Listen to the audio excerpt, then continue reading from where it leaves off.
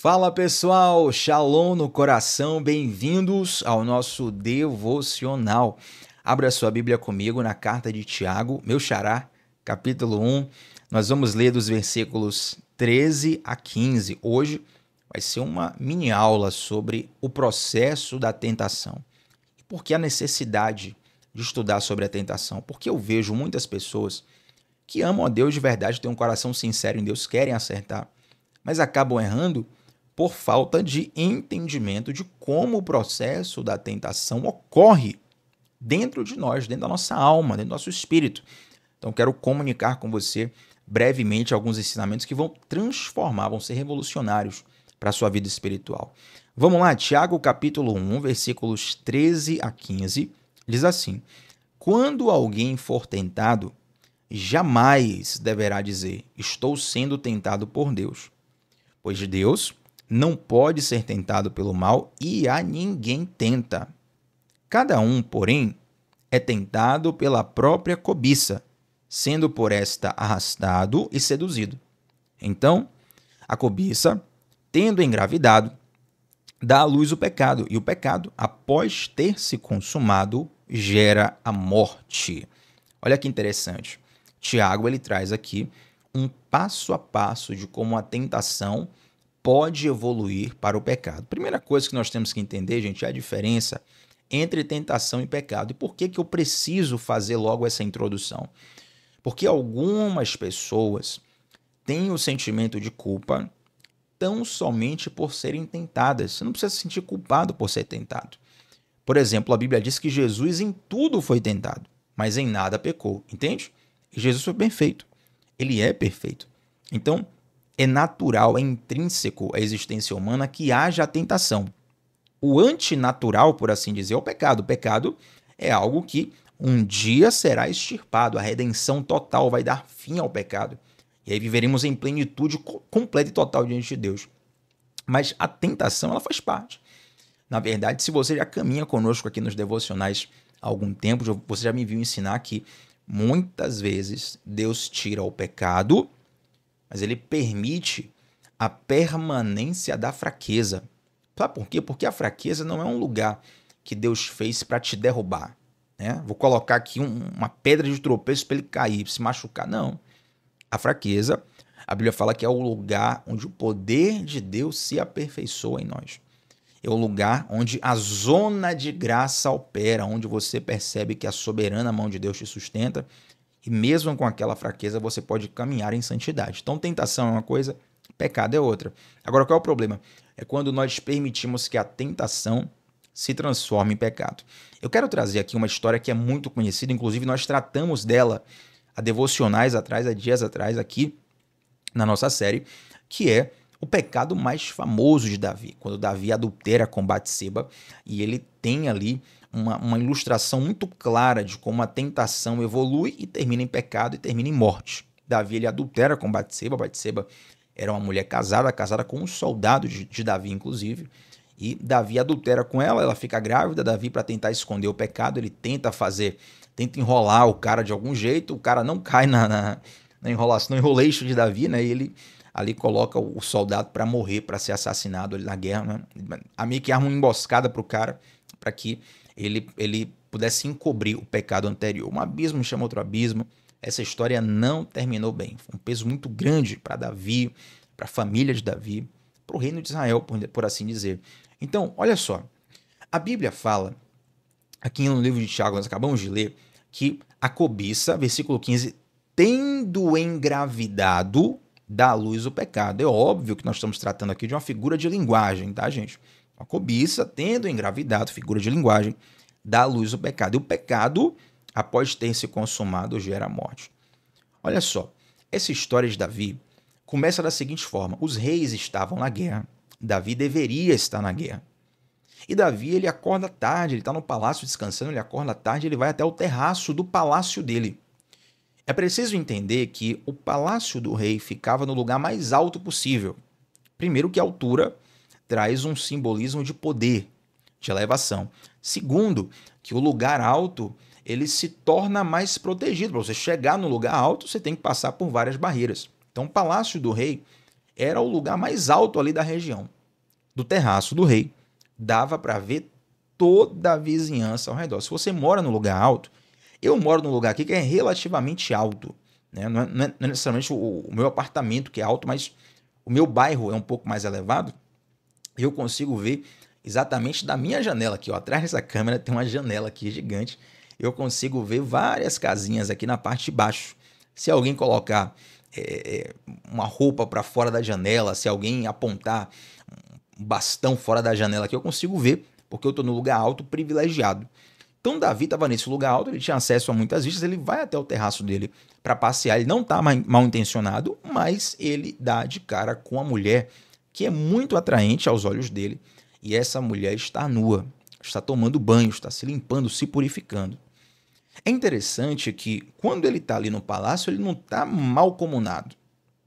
Não é alguém que, por exemplo, inclusive, gente, tomem cuidado quando viajar, está saindo diversas notícias e reportagens aí de câmeras escondidas em quartos de hotéis, pousadas, né? E infelizmente o objetivo dessas câmeras é pegar imagens até para colocar em sites proibidos e enfim, né? Situações aí que nem vale a pena a gente comentar aqui, mas tomem cuidado. Mas, por exemplo, uma pessoa que coloca uma câmera escondida num quarto de hotel, ela está mal intencionada. No coração dela, a intenção ali não é boa, né? Você coloca uma câmera na sua casa, tudo bem, mas num quarto de hotel, para um hóspede que não está autorizando você aquilo, é má intenção. Davi não estava mal intencionado. Ele está na casa dele. Ele está andando no terraço do palácio dele, mas quando ele vê a mulher bonitona, sem roupa, tomando banho, a tentação, que começa num processo de atração, vai evoluir para o passo da fantasia.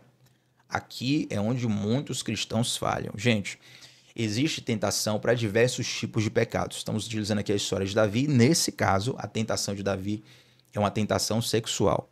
Aí eu te pergunto, quem fez o sexo, Deus ou o diabo? Foi Deus.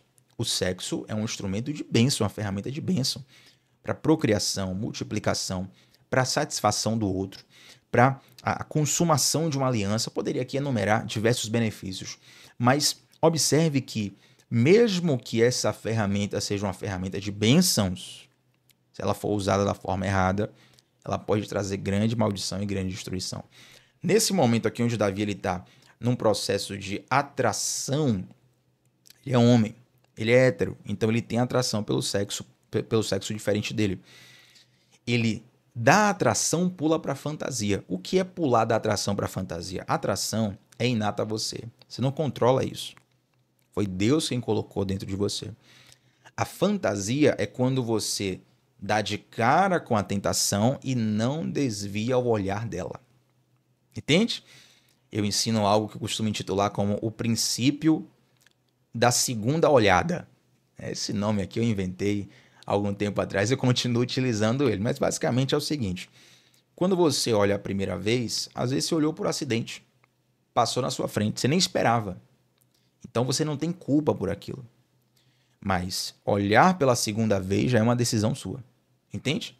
Tem uma frase, se não me engano, de Martinho Lutero, se não me engano, posso estar errado aqui, mas se não me engano de Martinho Lutero, ou é Lutero ou é Agostinho, e essa frase diz assim: você pode até não impedir um pássaro de pousar na sua cabeça, mas você pode impedi-lo de fazer um ninho ali. Então pode ser que você está andando na rua, um pássaro pousa na sua cabeça e você vai lá e espanta o pássaro. Você não controla tanto isso. Mas o pássaro fazer um ninho na sua cabeça, aí já é uma permissão sua, já é uma decisão sua, entende? Então a atração, ela normalmente vai envolver a sua natureza humana, que está dentro de você, nunca vai deixar de existir e você não tem culpa por aquilo. Porém, quando é que você transforma em fantasia? Quando você decide permanecer naquele ambiente de tentação, ou seja, você dá vazão àquilo. Por exemplo, nessa história de Davi, quando ele vê a moça, que é muito bonita, muito atraente, ele fica ali excitado, fica atraído por ela. Ela está sem roupa, tomando banho. Ele começa a procurar informações sobre ela. Quem é essa mulher? Manda saber. Ela é filha de quem? Ela veio da onde? Quem é? Quem? Ele tá louco, ele tá excitado, ele tá atraído, ele tá desejando uma mulher e ele é um rei, ele é um herói, ele tem acesso a muitas coisas. Mas aí, quando ele deixa aquela fantasia, ele começa a fantasiar aquilo, Quando ele deixa aquela fantasia tomar conta dele, ele recebe uma informação. Chega para ele a informação seguinte: olha, Batseba, o nome da mulher é Batseba, ela é filha de fulano de tal e ela é esposa de Urias. Ou seja, ela era uma mulher casada. Se ela fosse uma mulher solteira, não ia ter problema nenhum. Davi poderia até casar com ela normalmente, tá? Não teria problema nenhum. Mas, quando ele tem informação que aquela mulher é comprometida, ele tem uma decisão a fazer. Porque agora existe um impedimento moral. Quando ele tem essa informação e ele decide chamar aquela mulher, porque ele sabe, ele recebe informação, é filha de fulano, é esposa de fulano. Daí fala assim, ó, manda chamar ela. Então ele agora passou do processo da primeira coisa, atração. Segunda coisa, vai para fantasia. Agora a terceira coisa, ele vai para o processo da aproximação. Ele vai para o processo do flerte, ele vai flertar, ele vai se aproximar mais. É quando você toma a iniciativa de consumar o pecado. E o resto da história, vocês sabem, Davi adultera com Batseba, ele passa até, ele chega ao ponto de matar o esposo dela para tentar esconder o pecado. Muita coisa ruim vem dali, ele consuma o pecado. E olha como o processo começa passo a passo a crescer dentro de Davi e ele não coloca um freio. Enquanto a palavra de Deus fala assim, ó, fuja da aparência do mal. Tem um texto em Provérbios, na verdade, tem vários versículos em Provérbios que se repetem, em vários capítulos, onde o sábio diz assim, ó, meu filho, fuja da mulher adúltera. Passe longe da janela da casa da mulher adúltera. Se você passar ali por perto, ela vai te atrair e ela vai te pegar. E aqui eu deixo até um parêntese, né? Porque algumas pessoas vão dizer assim, Tiago, então a Bíblia é machista, é só a mulher que é problema? Não, gente, aqui a ideia era que Salomão está replicando ensinamentos do seu pai para ele. Salomão, o principal escritor ali de Provérbios. Então, ele vai trazendo esses exemplos, porque eram os exemplos que o seu pai, Davi, que inclusive foi vítima, né, dessa... Não vou dizer vítima que ele tem responsabilidade sobre o pecado, mas ele passou por essa dor de adulterar e experimentar o sabor amargo do adultério. Então ele vai orientando o filho dele, olha, cuidado ao passar perto da casa de uma mulher adúltera, porque ela vai te atrair. Ele está dizendo, passe longe, fuja.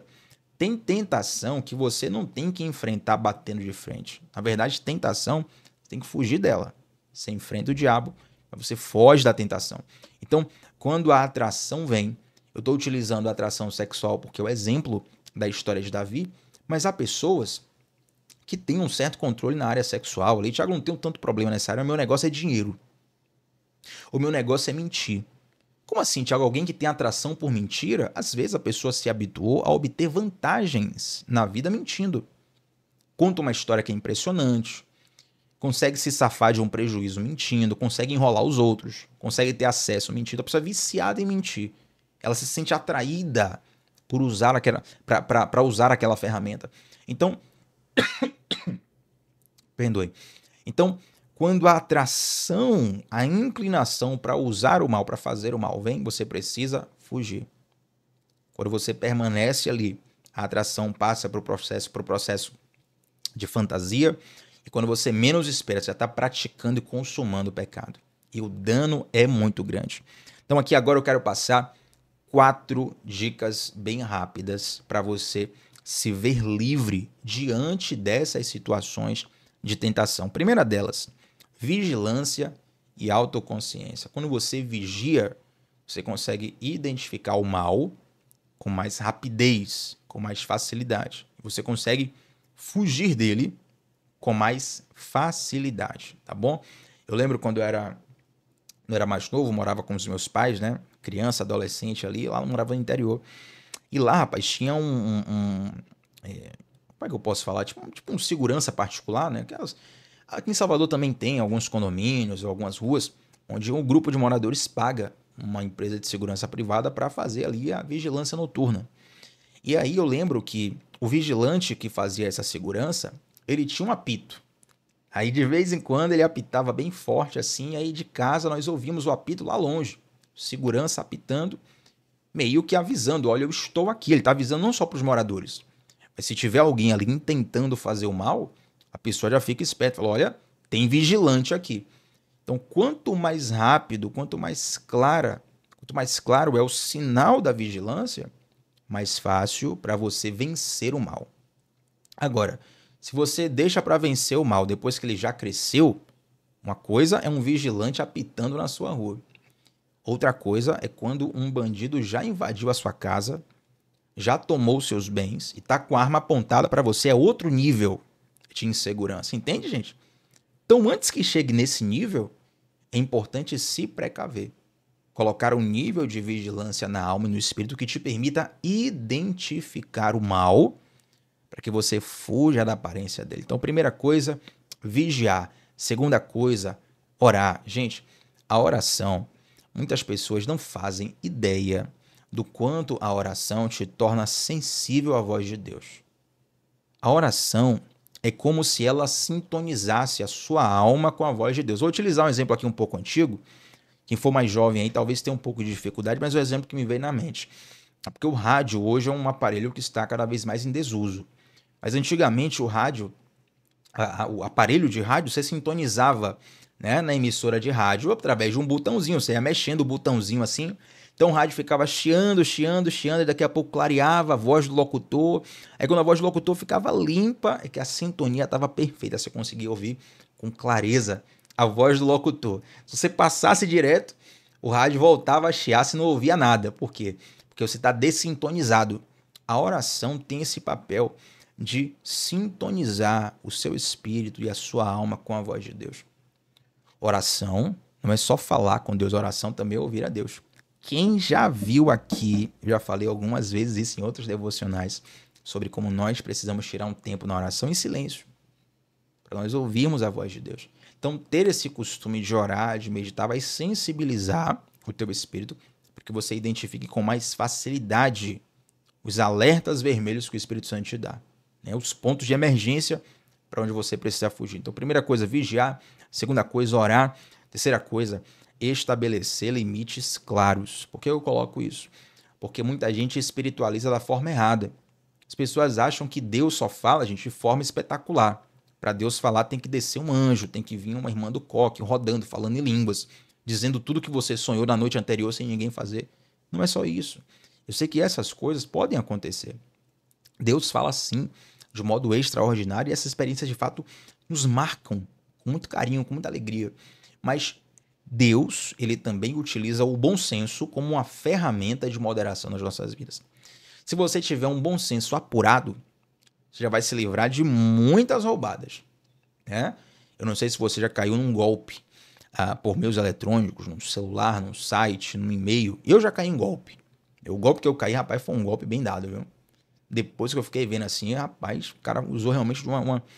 Se bem que eu fui meio bobão também, mas o golpe foi bem dado. Agora, tem determinados tipos de golpe. Gente, a luta que teve agora no último sábado, Popó e Bambam, né? Popó versus Bambam, a luta de boxe aí, parou o Brasil, todo mundo assistindo. E é interessante que tinha um cara transmitindo e a transmissão do cara era assim, olha, se você fizer um Pix... gente, olha que loucura. Se você fizer um Pix de R$ 9,99, você leva R$ 1.000 na hora. Ô, gente, não tem condição alguma de alguém cair nesse golpe e as pessoas caem. Se você tiver um mínimo de bom senso, não precisa ter Espírito Santo, não. É só ter bom senso. Não há sentido algum em você depositar R$ 9,99 de Pix e a pessoa vai te dar um Pix de R$ 1.000 na hora. A conta não fecha. Entende? Então, muitas vezes, Deus vai usar o ordinário para falar conosco. Bom senso, se você tiver um bom senso. Tiago, como é que eu apuro o bom senso? Lendo a palavra de Deus. Se você ler Provérbios e não ler mais nenhum outro livro da Bíblia, você vai ter um bom senso bem apurado. Não estou te motivando a isso, é claro. Leia toda a Bíblia. Já fala que toda palavra é inspirada e a Bíblia é uma bênção. Mas se você lê a palavra de Deus todos os dias, o teu bom senso já vai evoluindo, maturando. E aí não vai precisar um anjo descer com a revelação dizendo o que você tem que fazer ou não fazer, entende? Então, vigiar, orar, estabelecer limites claros. E quarta e última dica que eu dou aqui é você buscar apoio. Não enfrente essas lutas sozinhos. Essa luta que você passa, as tentações, normalmente, pode reparar, normalmente, o pecado que te escraviza, que você cai e levanta, são pecados que você enfrenta sozinho. que você não confessa, que você não pede ajuda. Então você enfrenta sozinho, muitas vezes por orgulho ou vergonha, né? O que é que vão pensar de mim, o que é que vão achar de mim, eu praticando isso, ninguém pode saber. E de repente você se vê enfrentando esse pecado sozinho, você está constantemente caindo nele. Mas quando você compartilha, confessa, pede ajuda, há uma força do céu que vem sobre você. Isso é um conselho bíblico do próprio Tiago que nós lemos aqui. No mesmo livro de Tiago, capítulo 5, está lá: confessai as vossas culpas uns aos outros para que sareis. Então, quando você confessa e pede ajuda para uma pessoa mais experiente, uma pessoa madura, uma pessoa sábia, alguém que vai te ajudar, certamente você vai ter muito mais força, muito mais estrutura, muito mais sabedoria para poder lidar com esses processos de tentação. Tá bom? Então, passo 1, vigiar. Passo 2, orar. Passo 3, tenha bom senso, estabeleça limites claros. Passo 4, busque apoio de pessoas maduras, grupos, comunidades maduras que vão te ajudar nisso também. Amém? Eu oro para que o Espírito de Deus possa utilizar esses breves minutos que nós conversamos sobre tentação para te fazer vencer as tentações da vida. Em nome de Jesus, você vai vencer todo o pecado que te escraviza, que te martiriza, que se repete na sua vida. E o Espírito Santo de Deus te trouxe aqui para você receber esse manual de instruções para poder saber lidar com a tentação, passar por ela e sair vencedor dela em nome de Jesus. Vamos orar? Senhor Deus, eu te peço, Pai, pelo teu Santo Espírito sendo derramado sobre nossas vidas, sobre nossos corações, e nos dando sabedoria, força, entendimento, graça, estratégia para lidar com os processos de tentação, Senhor. Cada um tem seu ponto fraco específico, cada um tem uma área na qual é mais vulnerável, mas o Senhor é resposta, é solução, é força, é abrigo seguro para todas essas situações. Então eu oro, Pai, para que o Senhor possa nos fortalecer. Se há alguém aqui que está, digamos, machucado, enfraquecido por um pecado repetitivo, por um pecado que tem escravizado, que tem martirizado, eu quero te pedir, Senhor, em nome de Jesus, que o teu Santo Espírito venha renovar as forças. Venha, meu Pai, ministrar cura sobre essa mente que carrega a culpa, que está sendo esmagada pela culpa do pecado. E que o Senhor Deus possa colocar anjos, não anjos espirituais, mas pessoas que possam ajudar esse meu irmão, essa minha irmã, para que nós, caminhando juntos, Senhor Deus, possamos sermos mais fortes e firmes naquilo que o Senhor nos direcionou, naquilo que o Senhor nos ensinou. Declaramos, Pai, em nome de Jesus, nós somos mais que vencedores em Ti. E sermos mais que vencedores não significa termos mais bênçãos materiais, sermos prósperos segundo a carne, mas sermos vencedores sobre o maior adversário que nós temos, que somos nós mesmos, que é a nossa carne, que é a nossa inclinação para o mal. Te agradeço por essa palavra de hoje, ó Deus, em nome de Jesus. Amém. Gente, deixa um like nesse vídeo, o seu like é muito importante para que essa transmissão alcance mais pessoas aqui ao redor do YouTube. Te convido também a deixar um comentário sobre qual foi a parte que mais falou ao teu coração nesse nosso devocional, tá bom? Tamo junto sempre, de segunda a sexta, 7h30 da manhã, sempre começando o dia mergulhando na palavra de Deus.